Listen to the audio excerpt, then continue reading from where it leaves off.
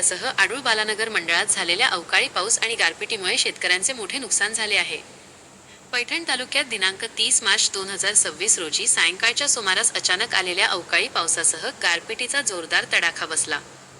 या पावसामुळे विशेषतः डाळिंब आणि मोसंबी फळबागांचे मोठ्या प्रमाणात नुकसान झाले असून इतर पिकांनाही फटका बसला आहे।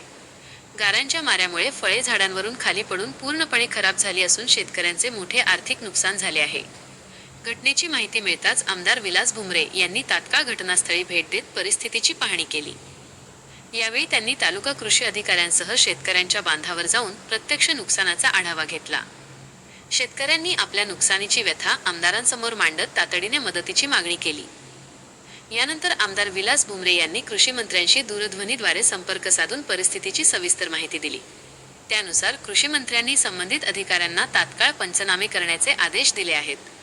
या पाहणी दौऱ्यात अभिजित तवार, तात्यासाहेब नलावडे, अजिम शेख, तालुका कृषी अधिकारी पाटील, मंडळ अधिकारी वराडे, कृषी सहाय्यक बोराडे, तलाठी झळके तसेच अनेक शेतकरी उपस्थित होते।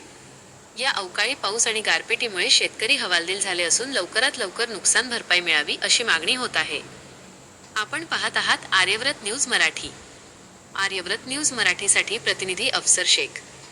नमस्ते मामा, सध्या आता शेतकऱ्याच्या बांधावरती आहे। कालची गारपीट इतकी मोठ्या प्रमाणात झाली, म्हणजे डाळिंबाचे, फळबागेचे, गहू असल, मोसंबी असल, फक्त म्हणजे तुम्हाला सांगतो म्हणजे फळबाग तर कुठलीच राहिली नाही, इतकी हवा आणि गारपीट होती। नुकसान झालंय, तुम्ही काय करा, हा, कृषी विभाग आणि महसूलला पण सांगा तहसीलदारला। कृषी अधिकारी आणि आम्ही सोबतच आहे। आता आम्ही स्वतः स्पॉटवर व्हिजिट करू राहिलो, फक्त आपल्याकडून एकदा सूचना दिल्या विजिट करा, त्यामध्ये अधिकाऱ्यांना फोन द्या। देतो। एक मिनिट, तालुका कृषी अधिकारी आहे, देतो एक मिनिट। साहेब नमस्कार, पाटील बोलतो सर।